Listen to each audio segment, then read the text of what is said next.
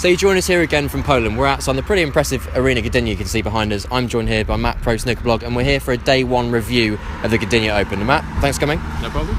So we're going to dive straight in again with the bottom half of the draw from yesterday, and we'll go, as yesterday, diving straight in with Tour Survival. Mitchell Mann, Anthony Hamilton was the big movers yesterday. Yeah, it was a fantastic day for Mitchell Mann. He came into the day needing to win at least one match if he was to stand any chance of remaining on top, but he actually ended up winning 3. Okay, and Mitchell Mann as well was 3-0 down at one of those matches and made a 1-2-3 to come back. Yeah, he was 3-2 down to Sanderson Lamb in his first match, 3-0 down to Rhys Clark in his second match before making breaks of 89 and 1-2-3 to come storming back. No, I'm really pleased. Today the main thing really was trying to get in that 8, so the 16, getting to the last 16 for the first time hasn't really sunk in yet. It's been more about getting in the top 8 and keeping my 2-year card again. To come back and to score as well, like win frames in one visit, that gives you a lot more confidence in your game as well, rather than just scrapping frames out. I've been like doing that in practice, so it's just a case of bringing it to the match table, and no better time to do it today really, so I'm very pleased. Anthony Hamilton as well needed crucial wins to stay on tour. Yeah, he knew he needed to win at least 2 matches really, which he did, although he couldn't win the last one against Mark King late last night. So as it stands, Anthony Hamilton is safe, but a lot can happen today. Yeah, absolutely. He was out of contention heading into the day, but winning those 2 matches put him up to set 7th provisionally in the European Order of Merit of the players who are going to get tour cards from this route.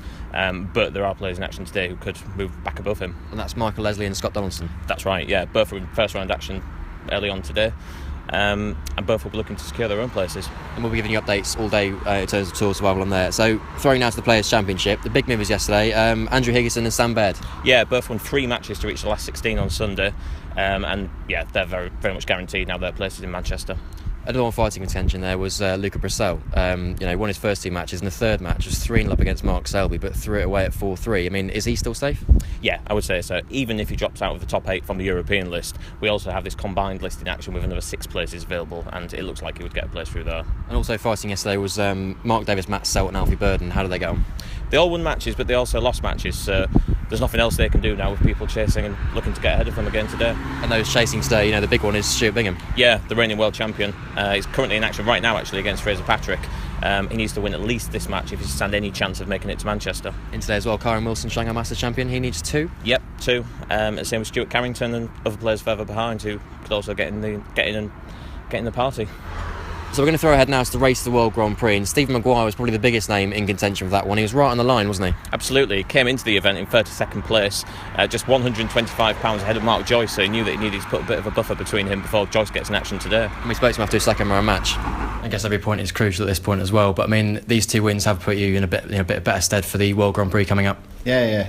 I knew I'm not anywhere near the PTC finals, but obviously I can still make it if I have a right good run here. Yeah, I have to, I have to get in the Grand Prix to give myself, a better chance at the Crucible, because what's going to happen is if I don't make the Grand Prix, the other boys, I've not checked the rankings, but they could overtake me or push away and get a good lead on me getting into the China Open. And the last thing I want to do is go into the China Open needing to maybe get to the semis, because it's not easy these days. So. This is a massive tournament for me. Good luck. So, Stephen actually lost his 3rd round match, but is he yet safe? He's not quite safe. He's still 32nd on the list, with people like Mark Joyce in action today again, and also Rory McLeod, who actually made the last 16, and with a run to the semi-finals could yet crash into the top 32. So that was a pretty condensed review of all the action on day 1 here at the Gdynia Open. It's still all to play for on day 2. It's live on Eurosport for all weekend. We're giving you updates live on World Snooker Twitter, World Snooker 1, Pro Snooker Blog on Twitter, @Pro Snooker Blog. From me and Matt, thanks a lot. Thank you.